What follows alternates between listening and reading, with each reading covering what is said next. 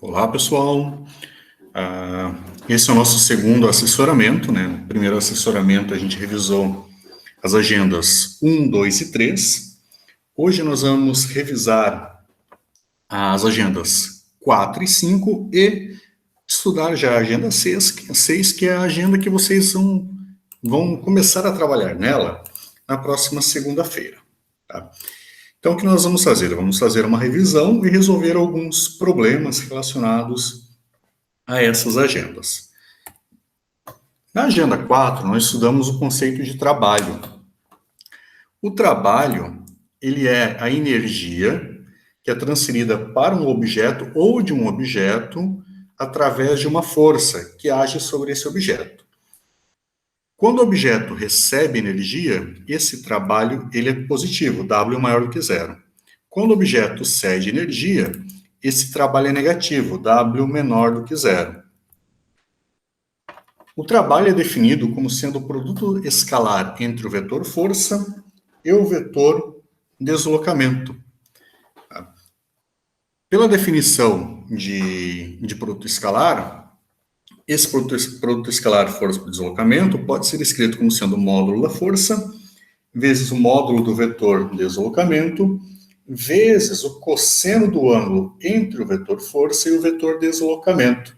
Então, aqui nessa figura, nós temos uma pequena esfera se movimentando para a direita, descrevendo esse vetor de deslocamento, e o que produz esse deslocamento é esse vetor força F aqui, que faz um ângulo φ com a direção do deslocamento.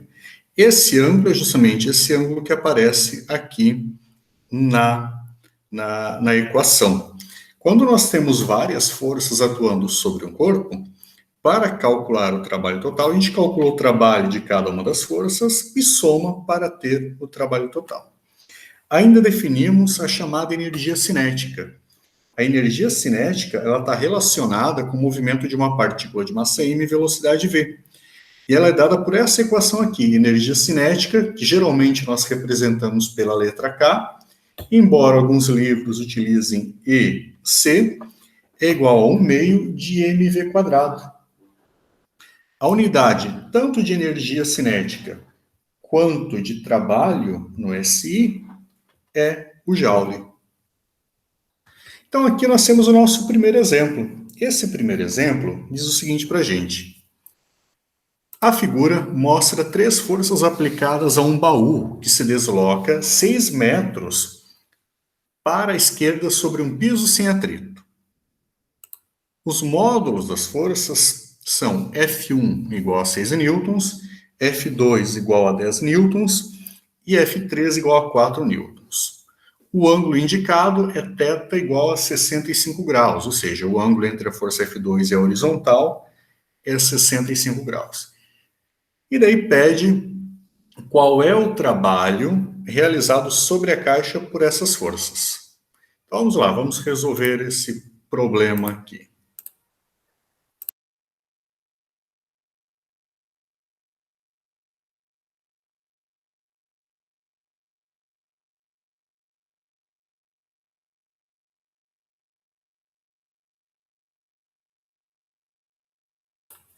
Então vamos lá. O que a gente tem que tomar cuidado é sempre analisar esses ângulos. O trabalho total aqui, ele vai ser o trabalho realizado pela força F1, mais o trabalho realizado pela força F2, mais o trabalho realizado pela força F3. O problema diz pra gente que esse baú se desloca para a esquerda, então ele está vindo para cá. Esse é o vetor de deslocamento, aqui. Agora, se eu quero calcular o trabalho da força F1, eu vou escrever o seguinte. Trabalho 1 vai ser F1 vezes D vezes cosseno de φ1, onde esse φ1 é o ângulo entre a força e o deslocamento. A força F1 e o deslocamento. Agora vamos redesenhar esses vetores para dar uma olhada aqui nesse ângulo. A nossa força F1 está para cá. E o nosso vetor de deslocamento também está para cá.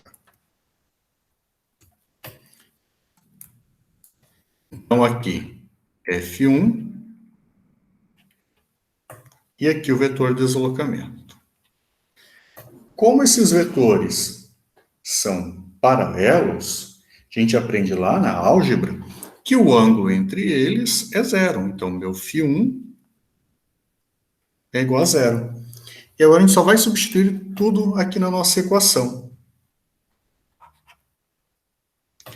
F1 é 6 newtons. Então, nós já conhecemos o F1. O deslocamento é 6 metros vezes cosseno de zero. Cosseno de zero é 1. Então, eu vou ter 6 vezes 6 vezes 1, que vai dar 36 joules. Dessa forma. Agora, força F2. O trabalho da força F2 vai ser F2 vezes D vezes cosseno de φ2. E agora a gente precisa analisar qual é esse ângulo φ2. A gente sempre, como eu disse, tem que tomar muito cuidado com os ângulos. Então, vamos desenhar aqui. O nosso vetor D, ele continua apontando para a esquerda. Só que o nosso vetor F2 aponta para cá. Então, aqui D e aqui o F2. O ângulo φ2 é esse ângulo aqui, ó. E esse outro ângulo aqui, o problema fornece para a gente já no desenho ali, ó. Ele diz que é 65 graus. Lá da geometria, a gente sabe que a soma desses ângulos tem que dar 180, ou seja, φ2 mais 65 graus tem que ser igual a 180. Ou seja, o nosso φ2 tem que ser 180 menos 65, que vai dar 115 graus. Agora sim, vamos substituir tudo aqui. O F2 é 10 newtons.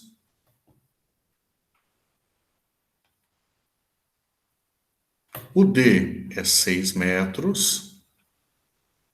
Vezes cosseno de 115, que vai dar um número negativo. Então, esse nosso trabalho ele vai ser negativo. Então, eu vou ter cosseno de 115 vezes 10 vezes 6, que vai dar menos 25,4 joules.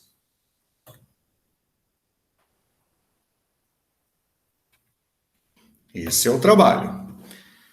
Trabalho da força é 3.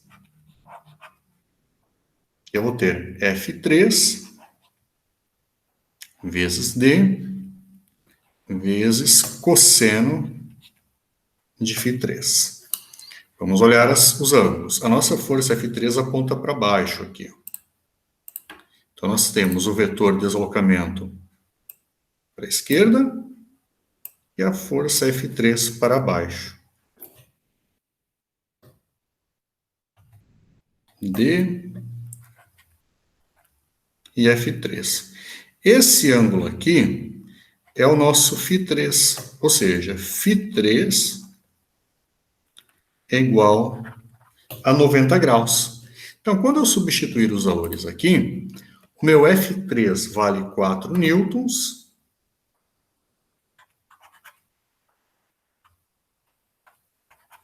O D vale 6 metros, vezes cosseno de 90. Cosseno de 90 vai dar zero, ou seja, esse W3 é zero. Isso significa que a força F3 não realiza trabalho. Agora, para ter o trabalho total, nós vamos somar. O trabalho 1 deu 36 joules. O trabalho 2 deu menos 25,4. E o trabalho 3 deu zero. Quando a gente somar todos esses trabalhos, a gente tem o trabalho total. Ou seja, um trabalho de 10,6 em joules. Então, o que a gente tem que ficar muito esperto aqui é o seguinte: quando nós temos várias forças envolvidas, nós calculamos o trabalho de cada uma delas. E, ao final, para ter o trabalho total, a gente soma todos esses trabalhos. E daí nós temos o trabalho total. Soma sempre obedecendo os sinais. Vamos ver agora o trabalho da força gravitacional.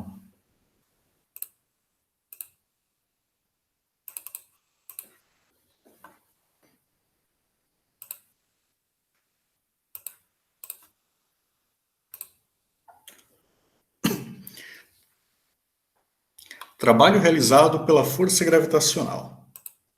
O trabalho realizado pela força gravitacional vai ser igual ao peso vezes a altura deslocada vezes o cosseno de φ, onde esse φ, novamente, é o ângulo entre o deslocamento e a força aplicada. Então, o trabalho da força gravitacional vai ser dado por mg, que é o peso, vezes o d, que é a altura do deslocamento, vezes o cosseno de φ. Quando o objeto está subindo, o vetor de deslocamento dele aponta para cima, mas a força gravitacional continua apontando para baixo. Ela sempre aponta para baixo. Então, esse ângulo aqui vai ser 180, então vai ficar cosseno de 180, que é menos 1. E a gente tem um trabalho negativo. Quando o objeto está descendo, o vetor de deslocamento aponta para baixo e o peso também. Então, aqui eu vou ter cosseno de zero é 1, e o nosso trabalho vai ser um trabalho positivo. Então, quando o objeto sobe, o trabalho realizado pela força gravitacional é negativo, e quando ele desce, o trabalho realizado pela força gravitacional é positivo. O trabalho realizado por uma força elástica, lembre que a força elástica não é uma força constante, é dado por essa equação aqui, ó. O trabalho da força elástica é 1 meio de kxi ao quadrado menos 1 meio de kxf ao quadrado, onde o k é a constante elástica, o xi é a deformação inicial da mola e o xf é a deformação final da mola. Tá? Também estudamos nessa agenda o conceito de potência. A potência desenvolvida por uma força é a taxa com a qual a força realiza trabalho sobre um objeto, ou seja, a potência é dada pelo trabalho dividido pelo tempo. Então, trabalho em joule, tempo em segundo, para trabalharmos com unidades do SI. Joule por segundo recebe um nome especial no SI, que é o watt. Então, a unidade de potência no SI é watt. Aqui nós temos um exemplo 2 que trabalha justamente com a questão da potência. Diz o seguinte: na Áustria havia um teleférico de rampa de esqui com 5,6 quilômetros. Uma gôndola do teleférico levava cerca de 60 minutos para percorrer essa distância, subindo uma altura de 2,8 quilômetros em relação ao início da subida. Se houvesse 12 gôndolas subindo, cada uma com carga de 550 kg, e 12 gôndolas descendo vazias, e o ângulo de inclinação fosse 30 graus, estime a potência necessária para operar teleférico. Então, notem, como eu tenho 12 gôndolas subindo e 12 gôndolas descendo, a massa das gôndolas em si não vai fazer diferença. O que vai fazer diferença é a massa da carga que cada gôndola está carregando.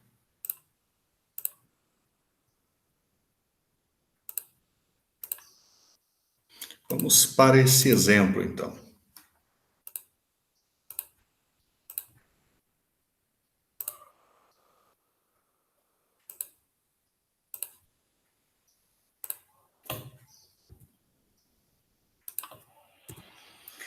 Então, vamos lá. O que a gente vai fazer é o seguinte: o trabalho, a potência, melhor dizendo, desculpe, nós vimos que é o trabalho dividido pelo tempo. Esse tempo aqui é igual a 60 minutos, só que convertidos para segundos. Esse trabalho vai ser o trabalho da força gravitacional. Ou seja, mg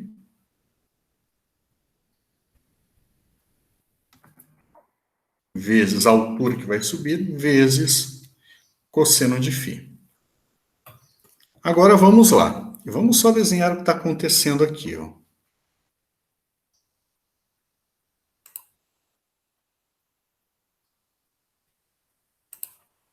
Aqui nós temos a rampa do teleférico. Aqui a base. E aqui a altura que ele vai subir. Dessa forma. Então, provavelmente para a gente que isso daqui vale 5,6 quilômetros. Esse ângulo aqui, ó, vale 30 graus. E essa altura aqui vale 2,8 quilômetros, que vai ser o deslocamento vertical. Aqui. Então, vamos lá. Eu vou ter 12 gôndolas, então eu vou ter uma carga ali de 12 vezes aquele valor. Então, 12 vezes a massa que cada gôndola carrega, 550 quilogramas, vezes 9,81, que é a aceleração da gravidade, vezes essa altura que está subindo aqui, ó, que é 2,8 quilômetros. Ou seja, 10 a 3 metros. Vezes cosseno de φ. Esse φ, ele é 180 graus, como a gente viu lá no problema, no slide. Então, a gente vai pegar aqui e vai multiplicar tudo isso. Então, só relembrando, 12, porque nós temos 12 gôndolas, 550, porque é o que cada gôndola carrega, G, essa é a distância do deslocamento vertical, vezes cosseno de 180.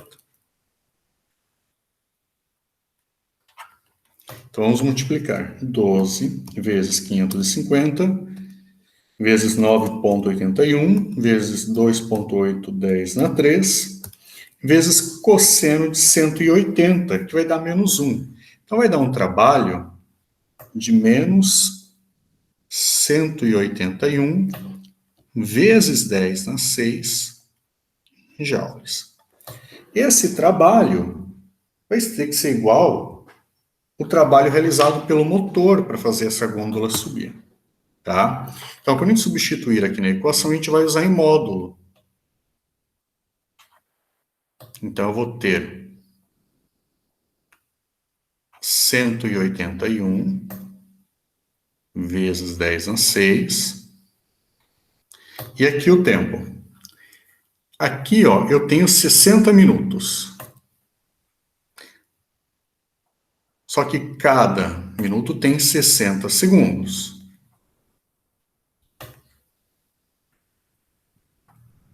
Então, vou multiplicar por 60. Então, eu vou ter 181, 10 na 6, dividido por 3.600. A potência dessa nossa, do motor que vai ter que colocar esse sistema em funcionamento, é igual a 50,3 vezes 10 na 3 watts. Ou 50,3 kW. Então, essa é a potência. Então, notem, percebam que, na verdade, a gente nem usou o comprimento da rampa e aquele ângulo ali, porque o problema já fornecia para a gente qual era esse deslocamento vertical ali. Então, a gente não precisou usar. Se ele não tivesse fornecido esse deslocamento vertical, a gente teria que calcular usando esse ângulo e esse comprimento da rampa aqui.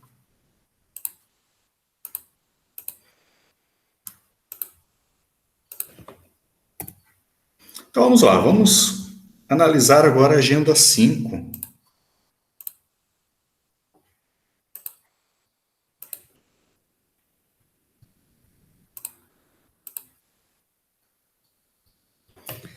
Na agenda 5, nós começamos estudando o conceito de energia potencial. Deixa eu só fixar aqui na tela, beleza. De energia potencial. A energia potencial é a energia que está associada à configuração do sistema, se esse está sob a ação de uma força conservativa. O que é uma força conservativa? Uma força ela é conservativa se o trabalho que ela realiza por uma partícula se anula ao longo de um caminho fechado, ou seja, se o trabalho não depende do caminho, não depende da trajetória. Então, aqui, ó, por exemplo, nessa figura, a gente tem uma partícula que se desloca do ponto A até o ponto B. Se essa força for conservativa, o trabalho realizado para ir pela trajetória A ou para ir pela trajetória 2, né, pela trajetória 1 e trajetória 2, esses trabalhos serão iguais, né, ou seja, vai se anular em um caminho fechado. A energia potencial gravitacional, ela está relacionada com a altura em relação a um certo ponto de referência. A variação da energia potencial gravitacional é dada por essa relação aqui, ó, ΔU igual a mg vezes y final menos y inicial, ou seja, a altura final menos a altura inicial. Se nós tomarmos o ponto de menor altura como sendo y igual a zero, nós podemos escrever que a energia potencial ela vai ser mg vezes y, onde o m é a massa, o g é a aceleração da gravidade e o y é a altura. A energia potencial elástica ela está relacionada com a energia associada ao estado de compressão ou distensão de um objeto elástico. No caso de uma mola que exerce uma força elástica, a energia potencial elástica é dada por essa equação aqui, 1/2 de kx², onde o k é a constante elástica e o x é a deformação da mola, ou seja, o quanto a mola está comprimida ou esticada.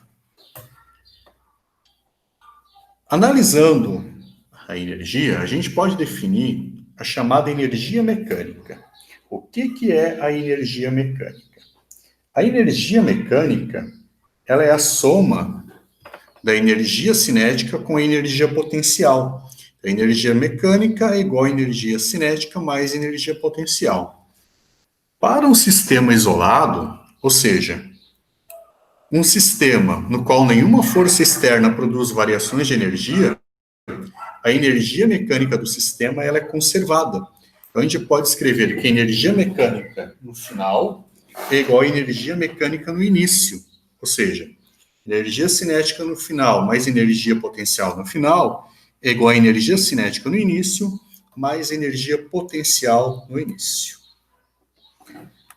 Nesse exemplo 3, nós temos o seguinte: uma balança de mola é calibrada de tal forma que desce 1 centímetro quando uma força de 4,90 newtons é aplicada sobre o prato da balança. Uma bola de 0,500 kg de massa fresca de pão, guardada em uma prateleira 1 metro acima do prato da balança, escorrega e cai sobre ele.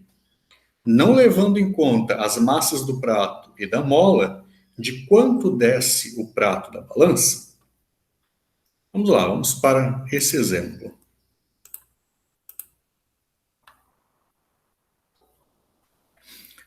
A primeira coisa que a gente vai precisar fazer nesse exemplo é calcular a constante elástica da mola usando aquela informação que ele fornece para a gente do quanto a mola é deformada quando a gente coloca uma força de 4,90 newtons atuando sobre ela.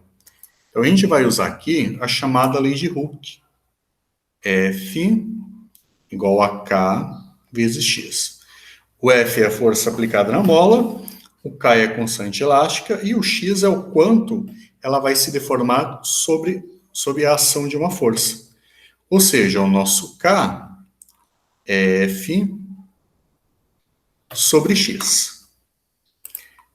Tanto F quanto X, o problema fornece para a gente. O F, que é a força aplicada, é 4,90 newtons.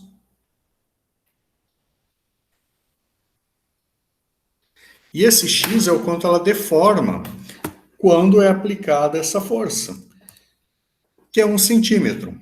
Então, a gente converte para metros, divide esse 1 centímetro por 100, nós vamos ter 0,01 metro. E agora a gente divide 4,9 por 0,01, que vai ser igual a 490 newtons por metro. Essa é a constante elástica. Agora a gente vai calcular o quanto essa mola da balança vai ser comprimida quando essa massa de 0,5 kg de pão cai de uma altura de 1 metro. Então a gente tem o seguinte, vamos desenhar aqui. Aqui é a massinha.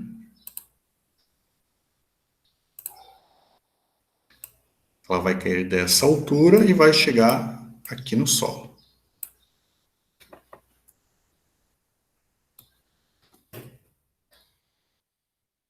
Aqui nós temos 1 metro. Aqui. Então, início do movimento, ponto 1. Final do movimento, ponto 2, aqui embaixo.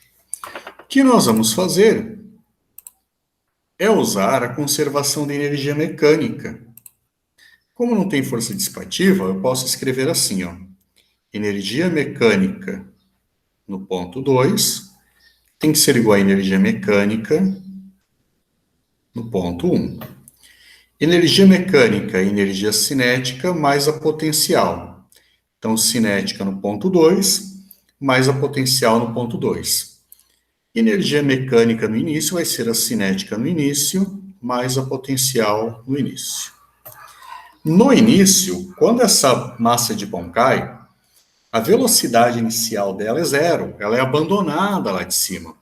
Então, a energia cinética dela no início é 0.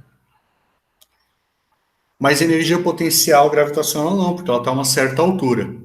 Quando ela chegar no solo, a energia cinética não vai ser 0, porque ela vai chegar com uma velocidade aqui. Né? E agora, a gente vai ter que a energia potencial gravitacional é 0. Certo?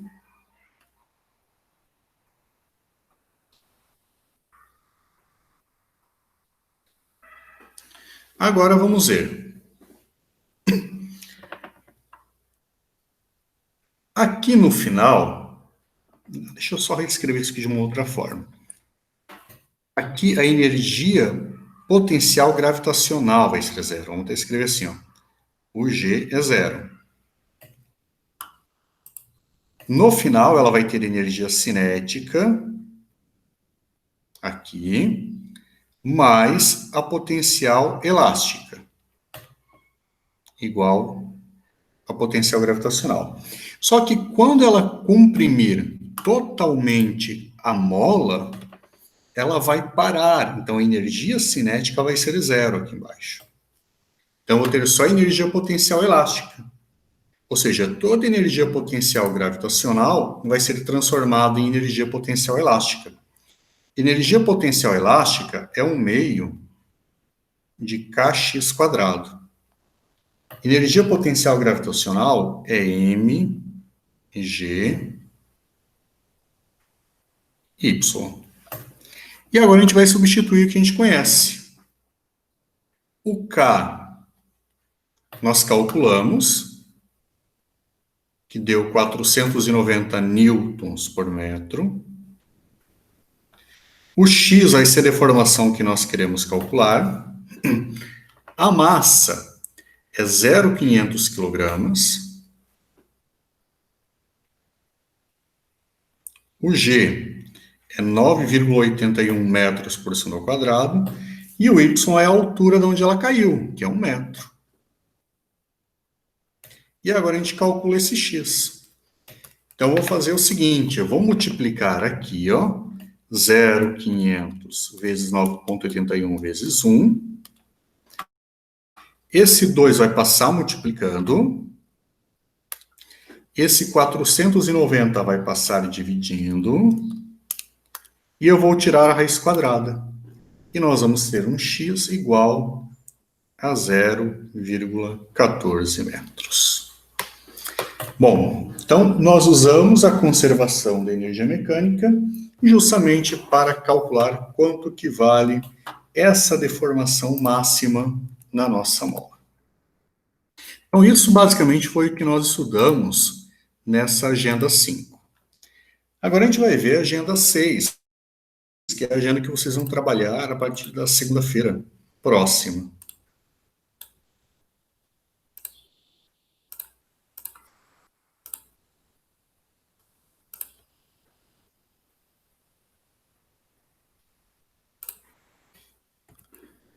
Então, na agenda 6, nós vamos trabalhar com o conceito do momento linear. O momento linear de uma partícula é dado por essa equação aqui, ó. O P é o momento linear, o M é a massa e o V é a velocidade. Se nós aplicarmos a segunda lei de Newton a um corpo que se comporta como uma partícula envolvida em uma colisão, nós temos o teorema do impulso. O teorema do impulso diz o seguinte para a gente.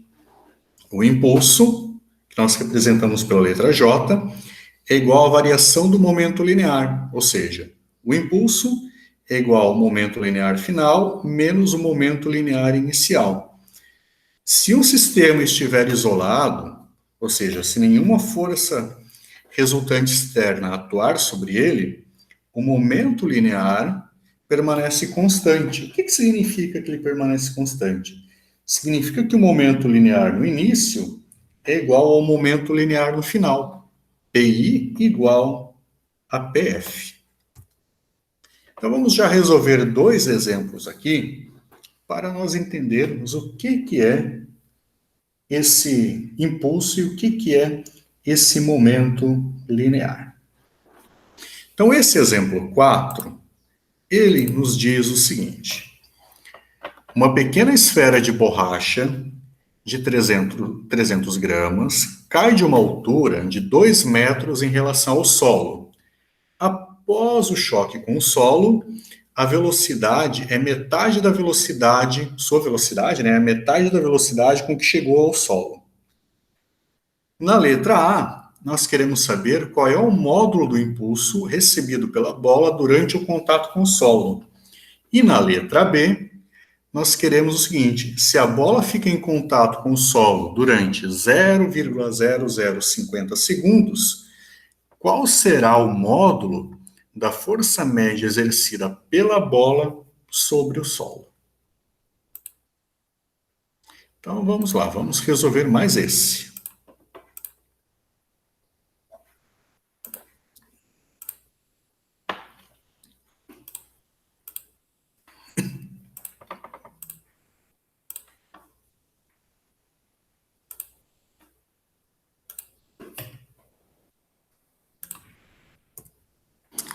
A primeira coisa que nós vamos precisar fazer aqui é calcular a velocidade com que chega ao solo.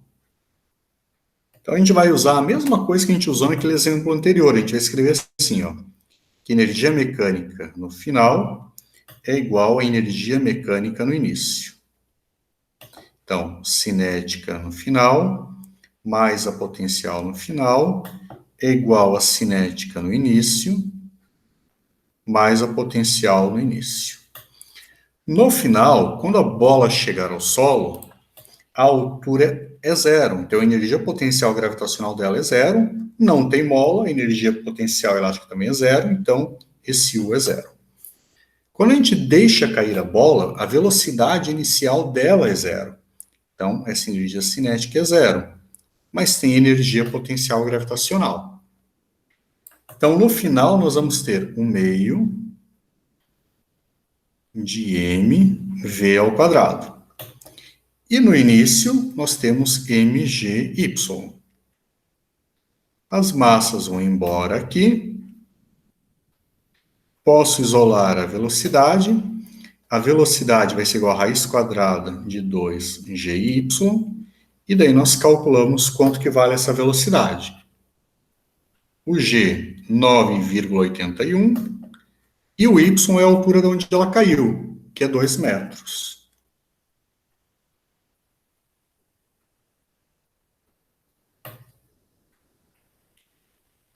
Dessa forma, então vamos lá.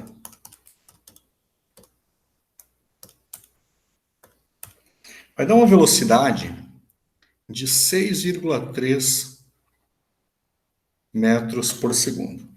Só deixa eu conferir. Ver se está tudo certinho. Isso aí. Beleza, agora vamos analisar a questão do choque que acontece.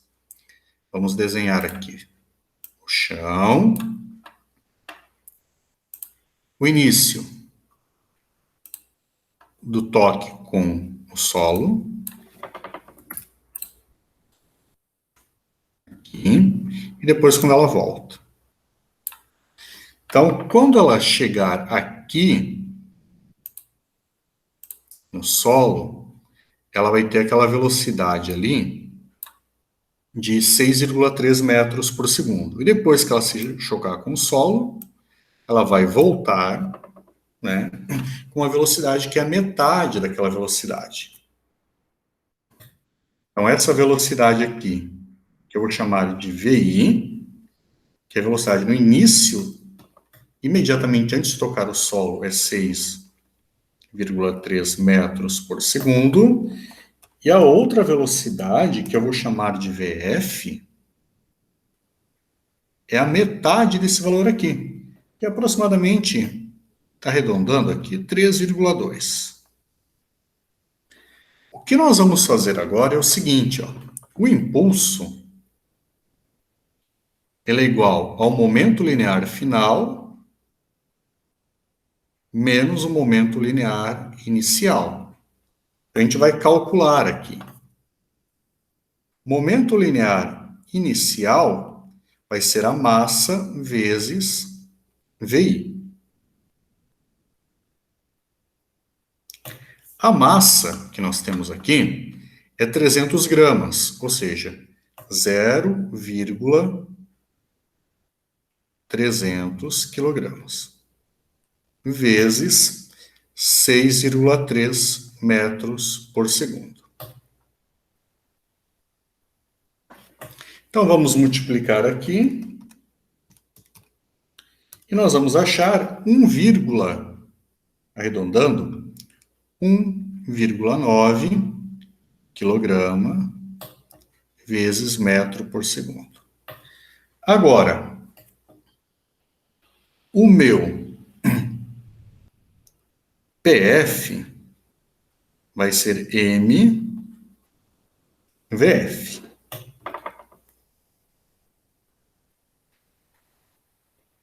A massa continua 0,300. E o VF ele é 3,2 metros por segundo.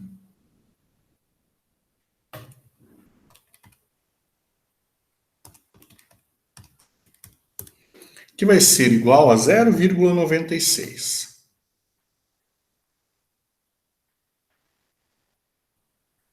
Quilograma vezes metro por segundo. Mas notem que isso é o módulo do momento linear. E aqui, ó, eu preciso escrever como um vetor. Então vamos analisar. O nosso eixo y aponta para cima aqui, ó.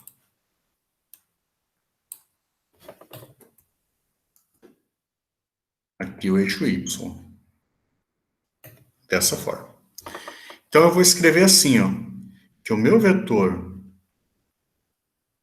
P1 ele vai ser menos 1,9 quilogramas metro por segundo na direção J. Por que menos? Porque o meu vetor velocidade e, consequentemente, o meu vetor momento apontam para baixo aqui, ó. Já o meu vetor momento linear final, PF, ele vai ser 0,9 quilogramas metro por segundo na direção J, positivo, que após a colisão, a bolinha volta e aponta para cima o vetor. Agora sim, nós vamos substituir esses dois vetores nessa equação aqui. Então, J vai ser igual a P2, PF, 0,9 quilograma metro por segundo na direção J, menos 1,9 quilogramas metro por segundo, também na direção J. Agora, esse menos com esse menos vai ficar mais, então eu vou ter 0,9 mais 1,9, que vai dar 2,8 quilograma metro por segundo na direção J. O problema pede para que a gente calcule o módulo do impulso. O módulo, simplesmente, a gente vai pegar e escrever assim, J, como sendo 2,8 quilograma vezes metro por segundo. Professor, sempre vai ser isso? Aqui eu só tinha componente em J. Se eu tiver componente em I, eu vou calcular o módulo do vetor. Eu vou pegar componente I ao quadrado, mais a componente J ao quadrado, né, somar as duas ao quadrado e tirar a raiz. Daí a gente tem o módulo. Agora, na letra B, diz o seguinte: se a bola fica em contato com o solo durante esse tempo aqui, 0,0050 segundos, qual é o módulo da força média sobre o solo? Agora a gente vai fazer o seguinte, ó. Só um minutinho que deu uma travadinha aqui, já vou arrumar já só um pouquinho.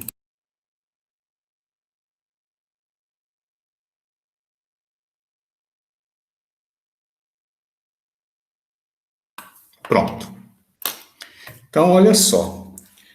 Como o tempo de colisão é muito pequeno, vocês viram que ele é um valor bem baixo ali, a gente pode escrever o seguinte, que o J é igual à força média vezes o tempo que fica em contato. Ou seja, a força média vai ser igual ao impulso dividido pelo tempo. O impulso é 2,8 e o tempo é aquele tempo de contato, tempo de colisão, que é 0,050. 0,0050. E agora a gente calcula a força média.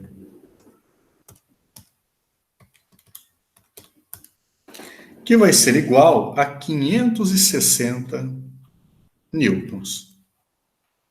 Então esse é o valor da força média que é aplicado pelo solo na nossa partícula ali. Então notem, pessoal, que uma coisa que a gente tem que tomar muito cuidado é que o nosso momento linear, ele é um vetor.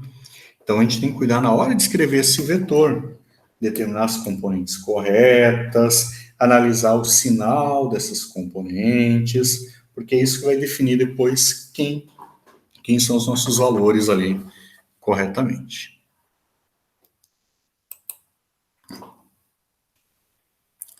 Bom, pessoal, então essa é